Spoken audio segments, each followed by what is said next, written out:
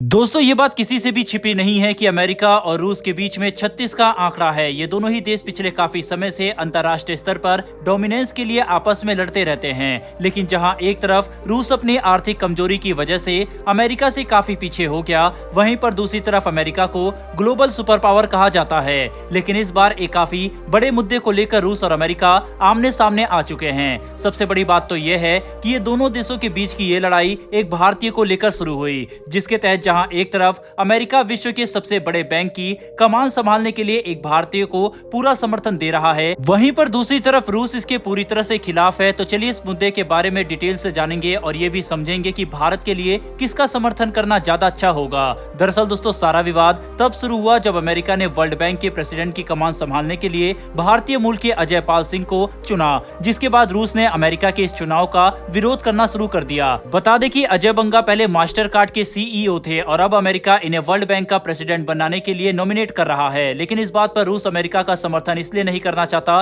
क्योंकि अजय बंगा भारतीय मूल के तो हैं ही, लेकिन असल में वह एक अमेरिकी नागरिक है। यानी अजय बंगा एक इंडियन अमेरिकन है, जिसकी वजह से रूस इन्हें किसी भारतीय के तौर पर नहीं बल्कि एक अमेरिकी नागरिक के तौर पर देख रहा है। ऐसे में रूस बिल्कुल भी नहीं चाहता कि एक बार फिर से कोई अमेरिकी नागरिक वर्ल्ड बैंक की कमान संभालना शुरू कर दे। वहीं पर जब रूस से ये सवाल किया गया कि आखिर उन्हें अजय पाल सिंह बंगा के वर्ल्ड बैंक के सीईओ बनने से असली दिक्कत क्या है, तो रूस ने ये बात खुलकर कही है कि आप वर्ल्ड बैंक की हिस्ट्री को देखिए। जब से वर्ल्ड बैंक बना है तब से अब तक वर्ल्ड बैंक के लगभग 14 प्रेसिडेंट रहे हैं और इन 14 प्रेसिडेंट में से 13 प्रेसिडेंट अमेरिकन थे और जो एक प्रेसिडेंट अमेरिकन नहीं था उन्हें भी सिर्फ कुछ ही समय के लिए वर्ल्ड बैंक के प्रेसिडेंट बनाया गया था। यानी अगर हम ध्यान से देखें तो वर्ल्ड बैंक पर अमेरिका का एक तरफा राज है, जो अंतर्राष्ट्रीय स्तर पर पारदर्शिता और गुटनिरपेक्षता के लिए अच्छा नहीं है। ऐसे में रूस और अमेरिका के बीच की ये तकरार अब भारत के लिए एक बड़ी परेशानी बन चुकी है, क्योंकि अजय बंगा का वर्ल्ड बैंक का सीईओ बनना भारत के लिए भी काफी अच्छी घटना होगी। क्योंकि अजय बंगा भले ही एक अमेरिकन नागरिक हैं, लेकिन उनका जन्म भारत में ही हुआ था और उन्होंने अहमदाबाद के आईआईएम से अपनी पढ़ाई पूरी की थी। ऐसे में एक भारतीय मूल के व्यक्ति का वर्ल्ड बैंक का कमान संभालना भारत को अंतर्राष्ट्रीय स्तर पर काफी बड़ी क्षमता दे सकता है, जो हमारे लिए चीन और पाकिस्तान के खिलाफ एक बड़ा हथियार बनेंगे। दोस्तों ये बात किसी से भी छुपी नहीं है कि पाकिस्तान और चीन दोनों ही भारत की बढ़ती ताकत और तरक्की देखकर बिल्कुल भी खुश नहीं है, क्योंकि जहां एक तरफ आज विश्व के लगभग हर बड़ी कंपनी में भारतीय ही कमान संभाल रहे हैं, वहीं पर दूसरी तरफ पाकिस्तान आर्थिक चुनौतियों से जूझ रहा है। वहीं पर आपको ये बात जानकर हैरानी होगी कि आज विश्व में 50 से भी ज्यादा बड़ी कंपनियों के हेड भारतीय हैं, जिनमें alphabet, Microsoft, adobe, IBM, Starbucks, FATF और यूट्यूब जैसे बड़े MNCs और इंस्टीट्यूशन शामिल हैं। ऐसे में इसका सीधा मतलब यह है कि विश्व में कई ट्रिलियन डॉलर की कंपनियां सीधे भारतीयों के कमान के तहत काम कर रही है, जिसका सीधा सा मतलब यह है कि भारत की सॉफ्ट पावर और ग्लोबल स्टेचर भी दूसरे देशों के मुकाबले काफी ज्यादा है। और यही वजह है कि पाकिस्तान और चीन भी ये नहीं चाहते कि वर्ल्ड बैंक का सीईओ कोई भारतीय बन जाए। हालांकि रूस का पॉइंट ऑफ व्यू यहाँ पर बिल्कुल अलग है।